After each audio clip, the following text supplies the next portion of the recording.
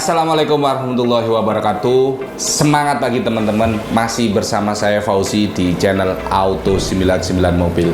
Di video kali ini spesial, saya akan memberikan tutorial buat teman-teman sekalian untuk pengajuan kredit agar bisa di ACC, anti reject, dan prosesnya juga bisa lebih cepat. Untuk teman-teman semua yang baru masuk di channel ini, saya ucapkan selamat datang. Di channel ini berisikan mengenai tips dan trik seputaran otomotif serta update stok terbaru dari channel ini. Jangan lupa untuk subscribe, like, komen, dan nyalakan loncengnya agar tidak ketinggalan video-video terbaru di channel ini. Oke, teman-teman semua, sebelum lanjut kita bumper dulu.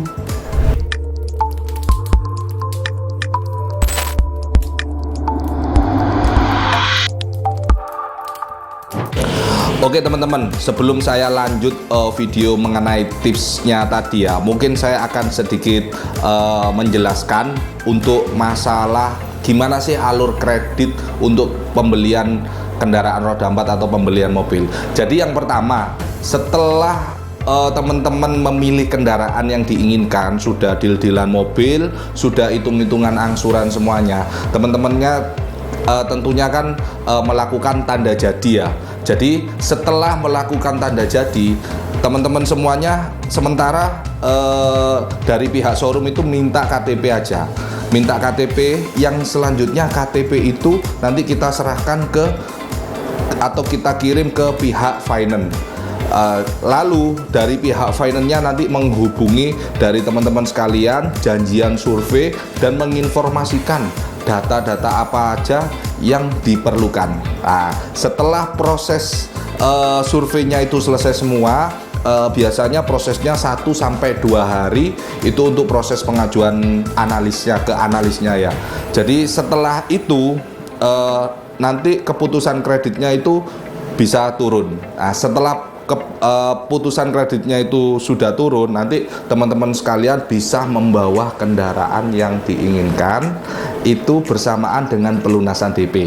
Jadi misalkan gini, misalkan DP-nya itu 20 juta, teman-teman tanda jadi 1 juta. Jadi teman-teman kalau sudah turun keputusan dari finance-nya, itu nanti melakukan pelunasan DP-nya dengan pembayaran 19 juta, lalu bisa bawa kendaraannya. Dan untuk masalah jatuh temponya itu per terima unit dihitung per bulan depan, itu mulai di angsuran pertama. Jadi untuk proses kredit ya, agar cepat di ACC dan untuk prosesnya itu juga tidak berjalan lama, itu ada beberapa faktor ya.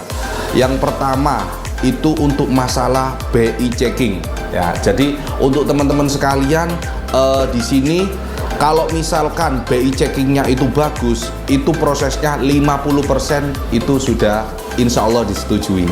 Dan yang kedua, untuk mempengaruhi kecepatan kreditnya itu masalah kecepatan kita untuk memenuhi data. Kenapa sih data itu harus cepat dipenuhi? Karena apa?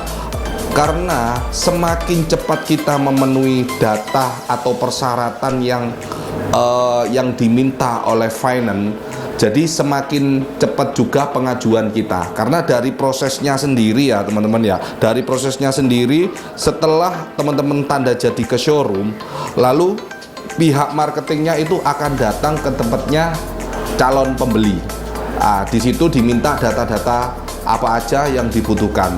Sebelum dari marketingnya itu mengajukan data-data teman-teman sekalian ke pihak komite kredit. Jadi kalau misalkan datanya lengkap baru bisa diajukan. Jadi seperti itu. Apa sih data-datanya yang diperlukan untuk pengajuan kredit? Jadi ada dua ya teman-teman ya. Saya kasih list di sini, ada dua data. Yang satu ada namanya data mandatori, dan yang kedua itu ada namanya data pendukung. Data mandatori yang pertama dulu. Data mandatori itu adalah data yang wajib ada di dalam pengajuan kredit. Jadi hukumnya kalau misalkan tidak ada data itu, jadi teman-teman semua nggak akan bisa pengajuan kredit. data mandatory itu ada 3 ya teman-teman ya. Yang satu KTP suami istri, atau kalau masih single ya KTP yang pengajuannya aja. Yang kedua KK, dan yang ketiga NPWP. Jadi data 3 ini itu harus dipenuhi. Jadi kalau misalkan data mandatorinya itu ada, masih bisa pengajuan, cuma prosesnya nggak bisa berjalan lancar ke pihak komite kredit atau pihak analisnya. Tapi data teman-teman semua masih bisa ada, dan untuk marketing dari pihak finance-nya itu masih bisa survei. Untuk yang kedua itu ada namanya data pendukung. Jadi data pendukung itu adalah sifatnya itu nggak wajib. Jadi kalau misalkan teman-teman nggak ada data pendukung itu masih bisa. Tapi ada beberapa data pendukung yang memang harus dilengkapi ya. Tapi bukan berarti nggak bisa. Apa saja sih untuk data pendukung itu? Jadi data pendukung itu macam-macam ya. Ada PBB rumah atau rekening listrik. PBB rumah atau rekening listrik. Kenapa sih kok diminta PBB atau rekening listrik? Itu tujuannya untuk memastikan untuk rumah atau domisili yang ditempati itu milik sendiri atau milik orang tua, bukan kontrak atau bukan kos. Jadi seperti itu ya. Nanti PBB atau rekening listriknya itu bisa nama atas nama orang tua atau bisa atas nama sendiri atau keluarga. Seperti itu ya. Lalu yang kedua ada print rekening tabungan 3 bulan terakhir atau rekening koran ya. Jadi di sini teman-teman nanti butuh untuk diprintkan 3 bulan terakhir untuk mutasi rekening tabungannya. Jadi kalau untuk ngeprint mutasi tabungan itu sebenarnya kalau di saya ada tips dan trik, nanti saya buatkan video tersendiri untuk ngeprint rekening koran 3 bulan terakhir tanpa harus datang ke bank. Yang ketiga atau yang berikutnya itu ada namanya slip gaji atau bukti penghasilan ya. Jadi slip gaji atau bukti penghasilan untuk yang pegawai. Kalau misalkan itu nggak ada slip gaji atau bukti penghasilan, tapi gajinya itu langsung masuk ke rekening, jadi tinggal print mutasi 3 bulan terakhir aja sudah oke tanpa perlu slip gaji. Lalu yang berikutnya itu mungkin kalau misalkan untuk pegawai itu ada bukti SK kerja ya, SK kerja atau perjanjian kontrak kerja. Kalau yang PNS ada SK PNS, jadi seperti itu ya. Dan itu sekali lagi sifatnya juga tidak wajib ya, tergantung dari finance-nya itu harus dipenuhi atau enggak.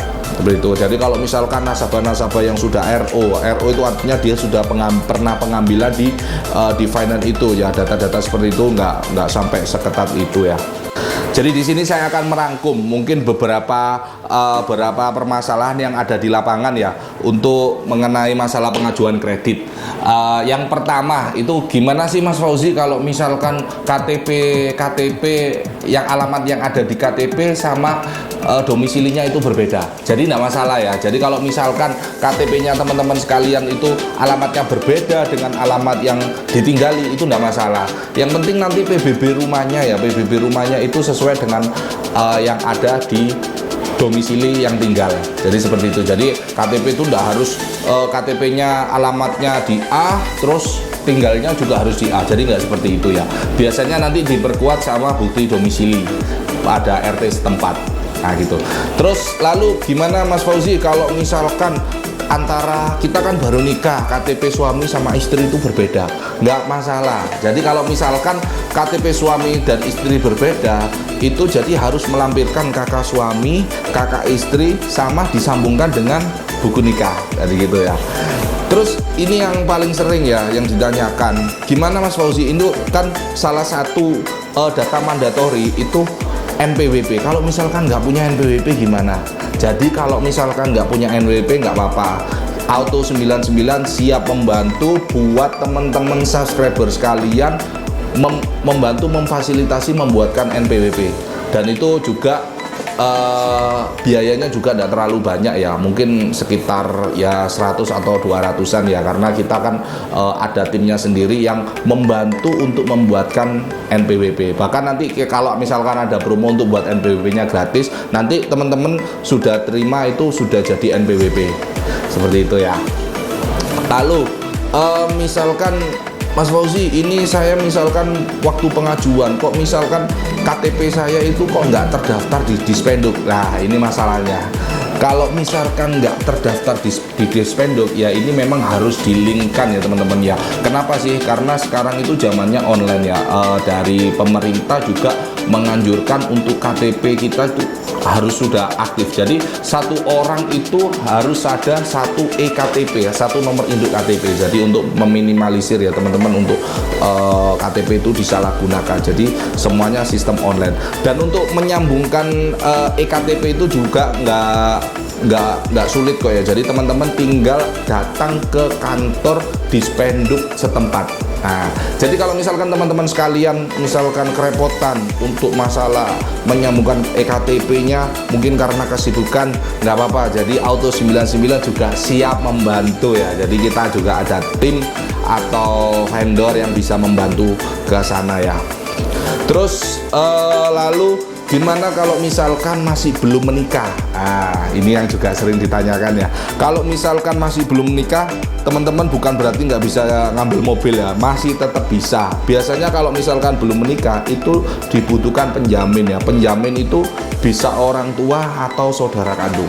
Yang paling sering, yang paling enak orang tua lah. Jadi sifatnya untuk penjamin itu untuk menjamin pengajuan kreditnya. Tapi bukan berarti harus ada wajib ya penjamin. Kalau misalkan dia pengajuan tunggal tapi penghasilannya itu memumpuni ya, jadi nggak perlu penjamin juga bisa seperti itu. Buat teman-teman sekalian ya, itu tadi sekilas ya yang sering ada di lapangan. Untuk teman-teman sekalian, kalau misalkan masih bingung, masih ada yang ditanyakan, bisa komen di kolom komentar yang ada di bawah. Insya Allah saya siap membantu. Kalau misalkan kurang jelas pun teman-teman nanti bisa telepon saya ya. Insya Allah HP saya selalu stay. Nomor telepon saya masukkan di kolom yang ada di deskripsi. Oke, itu tadi sekilas ya teman-teman untuk tips dan triks untuk pengajuan kredit, untuk pengajuan mobil secara kredit ya. Saya nggak bisa menjamin itu bisa 100% ACC, tapi paling nggak kalau misalkan teman-teman melakukan tips dan triks yang saya sebutkan di atas, itu pengajuannya bisa lebih cepat ya. Yang tentunya yang seperti saya sebutkan itu kembali lagi ke calon pembelinya sendiri ya. Jadi seperti itu ya. Nanti di next video selanjutnya saya akan membuat tips dan triks untuk gambaran lainnya ya. Jangan lupa teman-teman agar tidak ketinggalan video-video terbaru, untuk subscribe, like, komen, dan nyalakan loncengnya karena semua itu gratis. Oke, sekian dari saya. Sampai jumpa di video-video selanjutnya. Wassalamualaikum warahmatullahi wabarakatuh. Semangat lagi.